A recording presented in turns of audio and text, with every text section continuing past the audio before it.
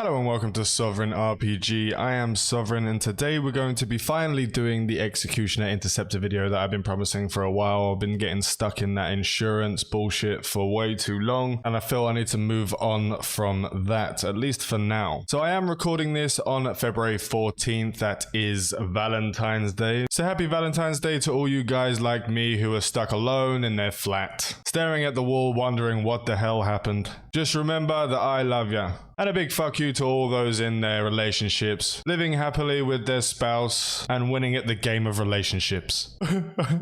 Nah, I'm just kidding, you're stronger than I am. So anyway, let's get straight into the Executioner video. At the end of this video, there will be a small PvP compilation. This fit is mainly for small fleet actions. There are some changes you can make if you want to turn it into a solo ship, but I'll go through that as I go through the fit itself. There was a certain part of our Interceptor fleet that needed a sort of niche to be filled, so I designed this ship around that niche.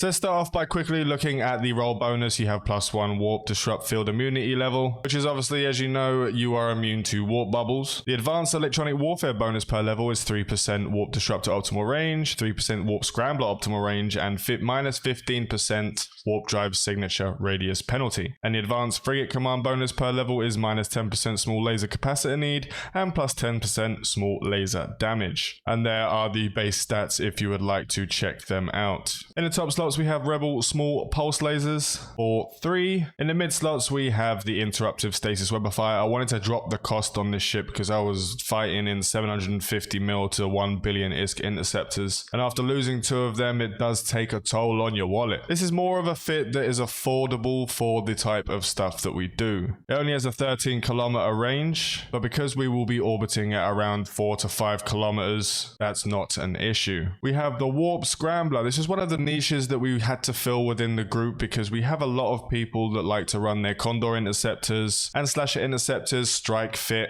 so they got a lot of range, so they can stay out of that web range, they can stay out of that warp scrambler range, so they can use their MWDs whenever they like. But that also caused an issue when we were trying to stop someone from getting back to the gate, so I'm using the warp scrambler web combo to sort of slow down that so we can do enough damage to pop them before they get to the gate and jump through. The warp scrambler has a 15.09 kilometer due to the bonus that the Interceptor gets. It can shut off micro warp drives, and you can stop people from redocking into stations. And the last mid slot, we have the Mark 7 large group shield booster. This sort of keeps us everyone in our Interceptor fleet carries a large group shield booster. This is so we can either have more DPS, or as you can see, maybe in this fit, you'll have more propulsion levels. So you don't have to have any kind of active tank at all, and it takes no capacitor. It's just a very easy slot to fill.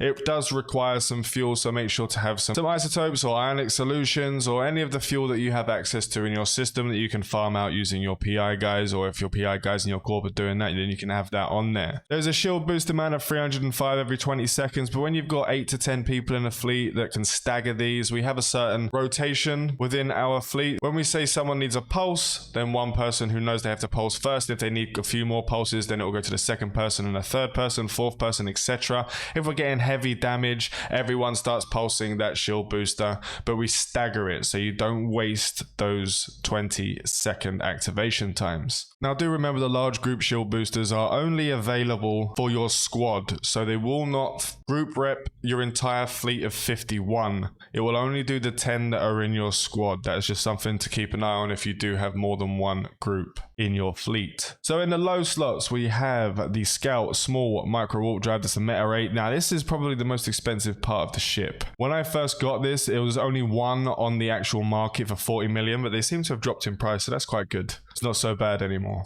And we have the Ranger small afterburner 8, which is still quite expensive for a meta. It's 20 million for a meta 8. And we have the Trapper small shield extender meta 8 to add a sort of bit of life. If you get hit by a prophecies loaded drones and you need to get out of range to speed out away from their medium drones, you can stick that extender up to get the start of your sort of pulse out of the way of those drones so you can kite them out. Or if you get caught in a web scram and you're doing a little bit slower and ships are able to track you while you're doing your orbiting, it's another good thing to have on there, especially if they hit you hard once and you're looking for a pulse and you want to sort of get it staggered, and sometimes you don't get the pulse exactly when you need it, so it's a sort of an old shit button. Give you a boost of shield so you can allow for some time to get that kill done. Now the reason reason why I'm using a dual prop is simple. I'm a close range executioner. I'll be sitting at 4 to 5 kilometers. There are times where people will have scramblers. There are times where people will have webs. And there are times where people may newt you, and an afterburner. For me personally, this is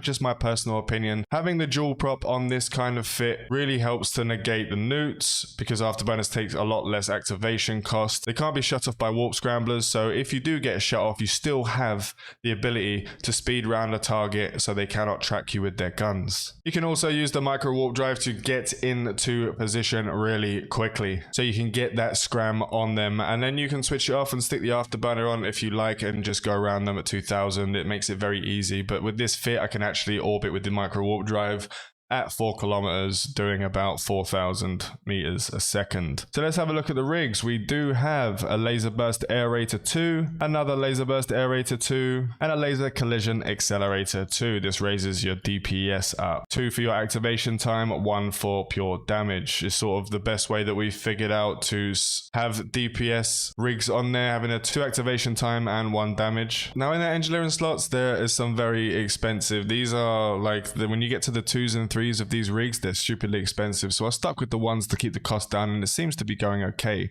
We have a flight velocity adjustment at 10% with the auxiliary thrusters 1. We have a targeting system subcontroller 1 and another auxiliary thruster 1 to raise that speed up for 753.3 meters a second as standard. Right, so let's go over the actual cold stats of this ship. We have 268.05 in DPS.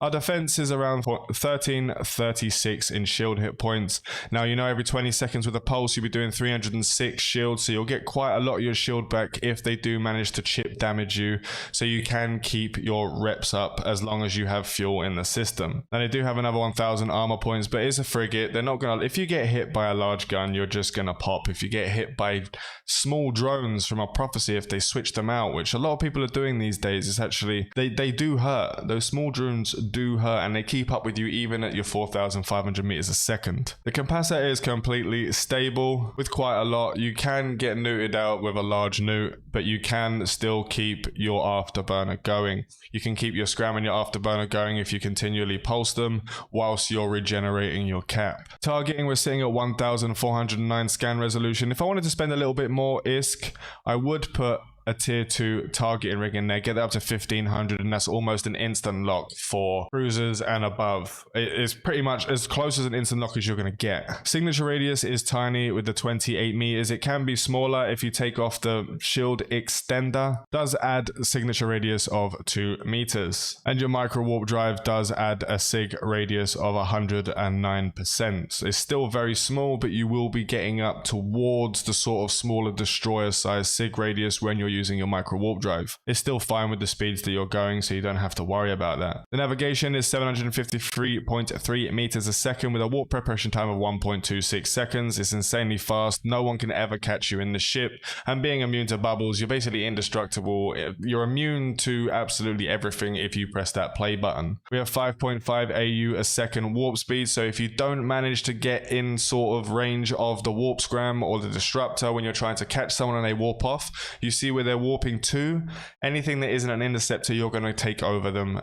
Obviously the Dramiel will take over you. They're a lot faster in the warp speed, but for most ships that you're actually chasing, your warp speed, you'll jump ahead of them and land before them, and then see where they're going to go from there. So let's have a quick look at the speed with the micro warp drive. With the micro warp drive on, you're sitting at 4,381.53 meters a second. This is a very fast speed. They are faster. You can get up to like nearly 10 kilometers a second with the Succubus with a medium micro warp drive, but it makes the ship useless.